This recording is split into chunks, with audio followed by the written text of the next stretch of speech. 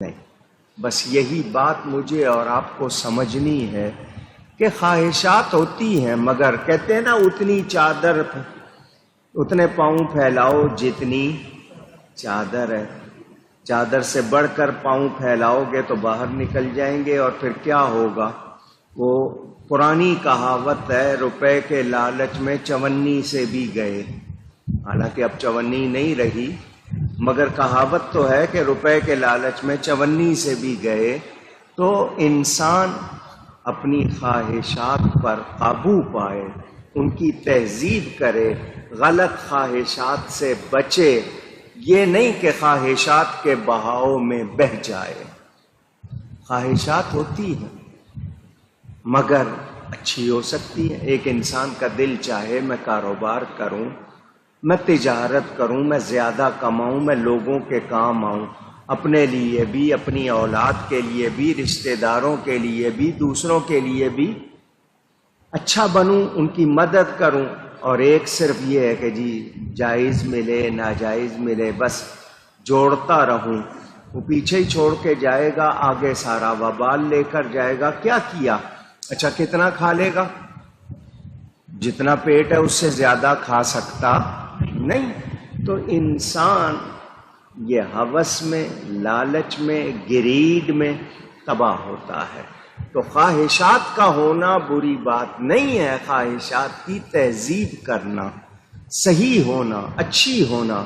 اب ایک شخص کی خواہش ہے کہ میں جنت میں جاؤں، وہ اس کے لیے محنت کرے۔ ایک شخص کی خواہش ہے کہ میں اپنی ذات کو اپنے لیے بھی دوسروں کے لیے بھی فائدہ مند بناؤں، وہ اس کے لیے کرے کام۔ لیکن خواہشات یہ ہیں کہ نہیں جی بس مجھے ملے، دوسرے کی مجھے پرواہ نہیں، تو پھر ایسے شخص کے لیے کوئی خیر نہیں ہوتی۔ ہمارے سامنے مثالیں موجود ہیں لوگوں کے کردار۔ اگر ہم صرف 1400 برس کی تاریخ ہی پڑھ لیں اور صرف مسلمانوں کی پڑھ لیں، بہترین کردار موجود۔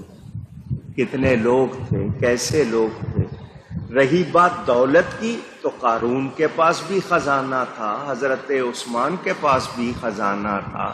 ایک نے اپنے آپ کو تباہ کر لیا، ایک نے اسی سے جنت خرید لی۔ تو اگر انسان صحیح کمائی کرے وہ اس کے لیے اچھی ہے۔ تجارت کرنا صحیح، اچھی تجارت کرنا، امانت، صداقت، دیانت کے ساتھ، کل قیامت کے دن شہیدوں کے ساتھ ہوگا، صدیقوں کے ساتھ ہوگا۔ اور اگر غلط کرے گا تو آگ ہی جمع کرے گا، اپنے لیے بھی، اور جو پیچھے چھوڑ جائے گا وہ دوسروں کے لیے۔ تو اللہ تعالی فرما رہا ہے خواہشات کی پیروی کرنے والے وہ گمراہ ہوتے ہیں۔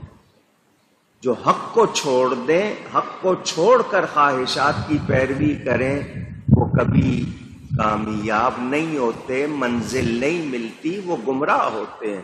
گمراہ کا مطلب جنہوں نے صحیح راہ چھوڑ دی، غلط راہ پہ چلے گئے، انہوں نے گم کر دی۔ جو صحیح راہ تھی وہ اپنے آپ سے جدا کر دی، تو اب ان کے لیے کوئی خیر نہیں۔